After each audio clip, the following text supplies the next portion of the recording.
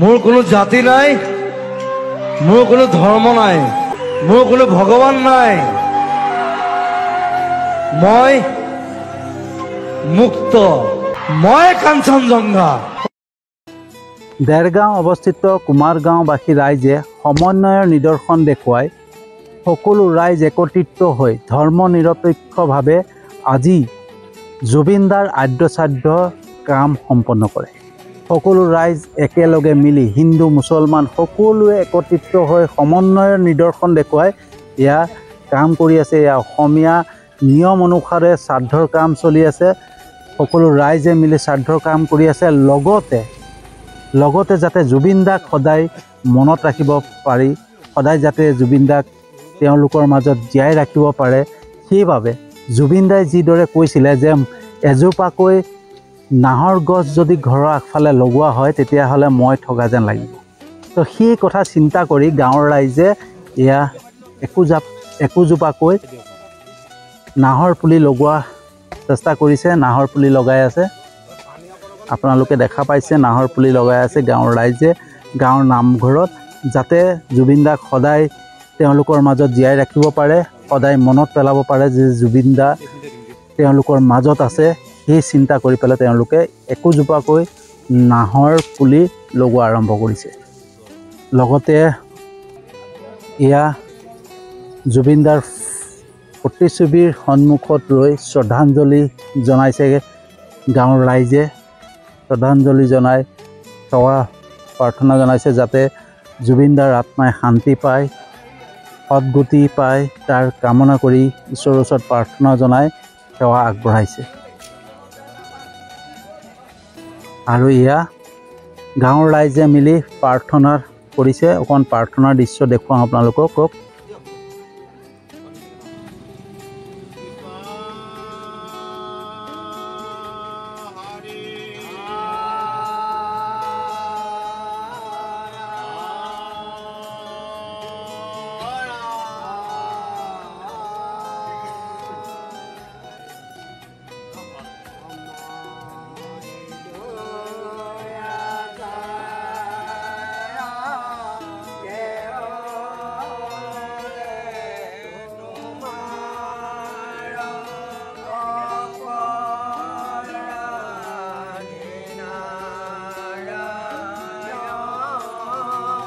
অসমীয়া নিয়ম অনুসাৰে যি শ্ৰাদ্ধ কাম কৰিব লাগে সেয়া শ্ৰাদ্ধৰ কাম কৰি আছে ৰাইজে, নাম গাই আছে। আপোনালোকে দেখা পাইছে ৰাইজে সকলো ৰাইজ মিলি পেলাই যাতে জুবিনদাৰ আত্মাই শান্তি পায় সেইবাবে তেওঁলোক জুবিনদাৰ হৈ পেলাই প্ৰাৰ্থনা কৰিছে, এয়া দেখা পোৱা গৈছে।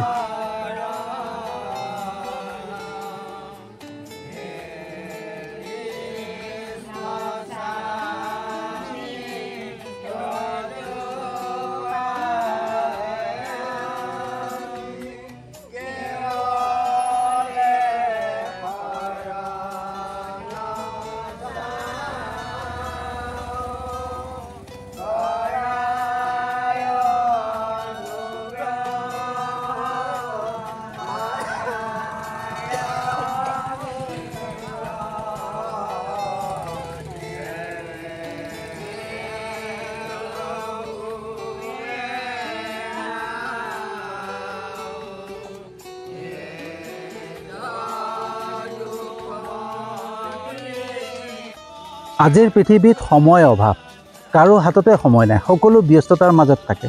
কিন্তু দেৰগাঁও কুমাৰগাঁওবাসী ৰাইজে আজি সকলো ব্যস্ততা এৰি, সকলো কাম এৰি মাত্ৰ জুবিনদাৰ বাবে, জুবিনদাৰ শ্ৰাদ্ধ পাতিবৰ কাৰণে একত্ৰিত হৈছে। ইয়াতে প্ৰমাণ যে জুবিনদাক অসমীয়া ৰাইজে কিমান ভাল পায়। ইয়াত অসমীয়া ৰাইজ বুলি ক'লে অকল হিন্দু নুবুজায়, হিন্দু মুছলমান সকলো মিলি একত্ৰিত হৈ পেলাই আজি নিজৰ কৰ্ম এৰি, নিজৰ ব্যস্ততা এৰি জুবিনদাৰ আদ্যশ্ৰাদ্ধ পালন কৰিছে।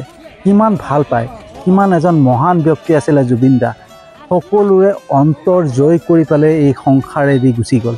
সেইজন ব্যক্তিৰ আজি আদ্যশ্ৰাদ্ধ, আজি শ্ৰাদ্ধৰ কাম সম্পন্ন কৰিছে। সকলো হিন্দু মুছলমান মিলি এটা সমন্বয় গঢ়ি তুলিছে, এটা সমন্বয়ৰ নিদৰ্শন দেখুৱাইছে যে আকৌ এবাৰ যেন এই অসমলৈ এটা সমন্বয় বাৰ্তা কঢ়িয়াই আনিছে। জুবিন দাই প্ৰাণ দিলে, জুবিন দাই জীৱন দি যেন এই সমন্বয় যোনটো ভাতৃত্ব ভাৱ আছিলে সেইটো আকৌ ঘূৰাই আনিছে।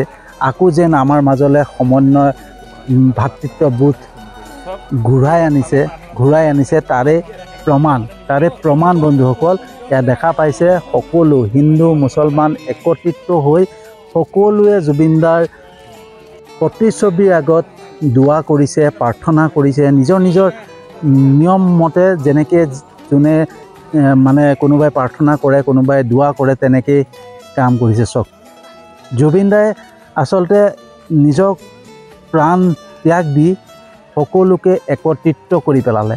কাৰণ মাজতে ভাগ হৈ গৈছিলে, মাজতে সকলো মাজত এটা মানে খং ভাৱ আছিলে, বিভেদ ভাৱ আছিলে।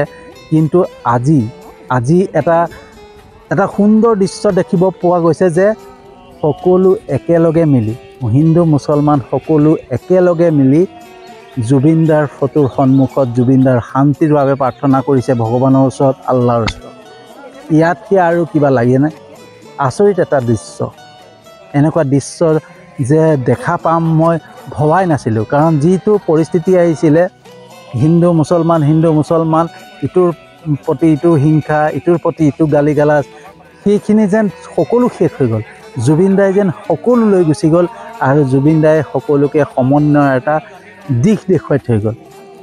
সকলোৱে একতাৰে জীয়াই থাকিবৰ কাৰণে এটা আদৰ্শ দি থৈ গুচি গ'ল। ইয়াতেই প্ৰমাণ। চক সকলো একত্ৰিত হৈছে, হিন্দু মুছলমান সকলো একত্ৰিত হৈছে, একত্ৰিত হৈ পেলাই এয়া আজি শ্ৰাদ্ধৰ কাম কৰি আছে, সকলোৱে শ্ৰাদ্ধৰ কাম কৰি আছে। দেৰগাঁও কুমাৰবাসী ৰাইজলৈ সঁচাকৈ ধন্যবাদ জনাইছোঁ। আপোনালোকৰ এই নিদৰ্শন দেখা পায়, এই আদৰ্শ দেখুৱাই পায়, সকলোৱে সমন্বয় এটা নিদৰ্শন দেখা পায়। সঁচাকৈ ভাল লাগিছে, সঁচাকৈ আপোনালোকক ধন্যবাদ জনাইছোঁ। আৰু জুবিন দাই যে আকৌ এটা বাৰ সকলোৰ মাজত একতাৰ ভাৱ আনিছে, সমন্বয়ৰ ভাৱ আনিছে, তাৰ বাবে মানে জুবিন দাক মানে আকৌ মনত পেলাইছোঁ যে জুবিন দাই এটা কথা কৈছিলে, মোৰ কোনো জাতি নাই, মোৰ কোনো ধৰ্ম নাই, মোৰ কোনো ভগৱান নাই। তাৰে আজি প্ৰমাণ, এয়াই প্ৰমাণ। যাতে এনেকেই সদায় থাকে, এনেকেই যাতে সকলোৱে মিলি থাকে, তাৰে কামনা কৰোঁ। যাতে সদায় যেন এই দৃশ্য সদায় দেখা পোৱা। আচৰিত এটা দৃশ্য মই আৰু দেখুৱাম, আপোনালোকক দেখুৱাই গৈ আছোঁ, চাই গৈ থাকক। সকলোৱে দোৱা কৰিছে, কোনোবাই প্ৰাৰ্থনা কৰিছে, আপোনালোকে দেখা পাইছে যে মুছলমান লোকসকলে নিজৰ নিয়ম মতে দোৱা কৰিছে আৰু যিসকল হিন্দু লোকসকল আছে তেওঁলোকে প্ৰাৰ্থনা কৰিছে। কিন্তু সকলোৱে একেলগে মিলি লৈছে, একেলগে একত্ৰিত হৈ লৈছে, এটা সমন্বয়ৰ নিদৰ্শন দেখুৱাইছে। আৰু এয়া সম্ভৱ হৈ পৰিছে জুবিনদাৰ বাবে। জুবিন দাই জীয়াই থাকোঁতে যি কৰিব নোৱাৰিলে, হয়তো মৃত্যুৰ পিছত এইখিনি কৰি দেখুৱালে। জুবিন দাই মাত্ৰ কৰিম বুলি কৈছিলে, কৰি দেখুৱালে। জুবিন দাই বহুতখিনি কথা কৈ গৈছিলে, বহুতখিনি মানে গানৰ মাধ্যমেৰে হওক বা কেতিয়াবা মঞ্চতেই কিবা এটা সুৰত কৈ গৈছিলে। কিন্তু আচলতে আমি বুজিব নোৱাৰিলোঁ, আচলতে বুজি নাপালোঁ নে কি নাজানো। কিন্তু জুবিন দাই প্ৰত্যেক দিনাখনে কৈ গৈছিলে। আৰু হয়তো সেইবাবেই যাতে জীয়াই থাকি যিখিনি কৰিব নোৱাৰিলোঁ মই মৃত্যুৰ পিছত কৰি থৈ যাম, সেয়াই কৰি থৈ গ'ল যেন এনেকুৱা অনুভৱ হৈছে আজি। এয়া সকলো সাংবাদিক আহিছে, সাংবাদিকসকলে নিজৰ মন্তব্য, প্ৰত্যেকৰে মন্তব্য লৈছে, প্ৰত্যেকৰে মন্তব্য লৈ থকা দেখা।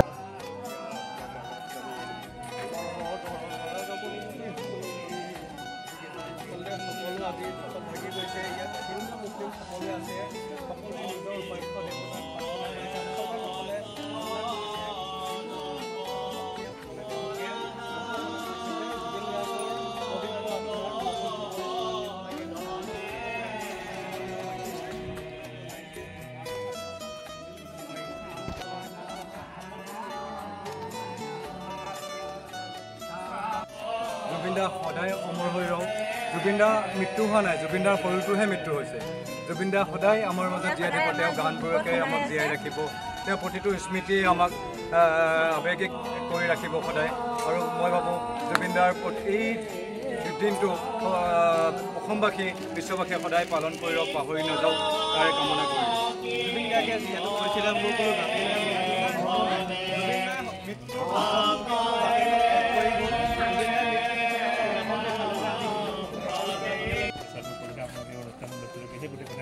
হয় হয় আমি আজি জুবিন গাৰ্গ যিজনে ঢুকাইছিলে আমি খবৰটো পাই হয়তো আমি মিছা বুলিয়ে ভাবিছিলোঁ, মিছা প্ৰমাণিত হওক বুলিয়ে ভাবিছিলোঁ, কিন্তু পাছত গৈ নিয়তিৰ ওচৰত হাৰ মানিলেগৈ আৰু সেয়া আমি সঁচা বুলি মানি ল'বলৈ বাধ্য হ'লোঁ। আৰু সেইদিন ধৰি আমাৰ দুজন ৰিক্সা চালক সেই দুজন আজি আমাৰ তাত এতিয়া অনুপস্থিত, তেওঁলোকেই এই বস্তুটো মানে শ্ৰদ্ধাঞ্জলি অনুষ্ঠানটো অনুষ্ঠিতকৈ আৰম্ভ কৰিছিলে। তাতে আমি ধৰি আমি বিভিন্ন জাতি ধৰ্ম নিৰ্বিশেষে আজি এই অনুষ্ঠানটো আমি 11 দিনৰ যিটো আমাৰ কাজকৰ্ম পাতিবলৈ আমি সক্ষম হৈছোঁ। আৰু সকলোৰে সহায় সহযোগিতা বিভিন্ন জাতি বৰ্ণ নিৰ্বিশেষে আজি এই অনুষ্ঠানটোত আহি আমি উপনীত হৈছোঁহি। আৰু মই ভাবোঁ পৰৱৰ্তী আৰু কাৰ্যসূচী আছে, সুকলমে পাৰ হৈ যাব। জুবিনদাক আমি সদায় জীয়াই ৰাখিব লাগিব। জুবিনদাৰ গানবোৰে আমাক কালজয়ী চেৰেওখেও ধৰি ৰ'ব। জুবিনদা সদায় আমাৰ মাজত অমৰ হৈ ৰ'ব। তেওঁৰ শৰীৰটো মই ভাবোঁ তেওঁৰ শৰীৰটোৰহে মৃত্যু হৈছে, তেওঁৰ মৃত্যু হোৱা নাই আৰু হ'বও নোৱাৰে। আৰু তেওঁ ভগৱানৰ দ্বিতীয় ৰূপ বুলি আমি ক'ব বিচাৰোঁ। অসমৰ এজন হিয়াৰ আমঠু, অসমৰ এজন মানে অসমীয়াৰ মেৰুদণ্ড আজি আমি হেৰুৱাই বহুত শোকস্তব্ধ সকলো ৰাইজ। যাতে আমি তেওঁক জীয়াই ৰাখিব পাৰোঁ আৰু এই দিনটো ভৱিষ্যতেও আমি পালন কৰিব পাৰোঁ, তাৰ বাবে আমি সকলোকে আহ্বানো জনাওঁ আৰু তেওঁৰ আত্মা সদগতি পাওঁ তাৰে কামনা কৰোঁ।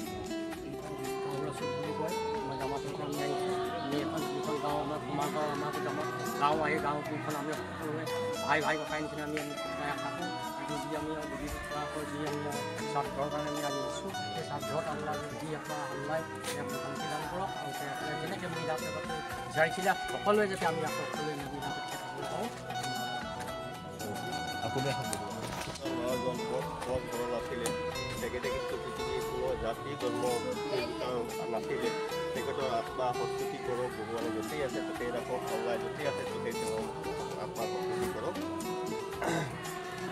আৰু মানুহ পৃথিৱীৰ পৰা যায়, কিন্তু মানুহৰ অকল শৰীৰটোৱে যায়, জীৱৰ কেতিয়াও মৃত্যু নাই, জীৱ সদায় অমৰ হৈ থাকে। আৰু আমাৰ জুবিন সদায় অমৰ হৈ থাকিব, আমাৰ মাজতে আছে, বৰ্তমানেও আছে, থাকিব।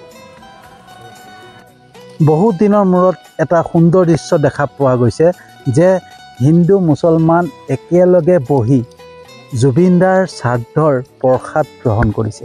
শংকৰদেৱলৈ যেন আকৌ এবাৰ মনত পৰি গৈছে, আকৌ যেন সমন্বয় ঘূৰি আহিছে, ভাতৃত্ববোধ ঘূৰি আহিছে। এয়া এক সুন্দৰ দৃশ্য। চাওক তো বন্ধুসকল, জুবিনদাৰ আজি আদ্য শ্ৰাদ্ধ আৰু দেৰগাঁও অৱস্থিত যি কুমাৰগাঁওবাসী ৰাইজে আদ্য শ্ৰাদ্ধ পালন কৰিলে তাৰে অকণমান দৃশ্য আপোনালোকলৈ আগবঢ়ালোঁ আৰু এটা সমন্বয়ৰ এটা সুন্দৰ দৃশ্য আপোনালোকলৈ আগবঢ়ালোঁ। কেনেকুৱা পালে জনাব, যদি ভাল পাইছে শ্বেয়াৰ কৰিব।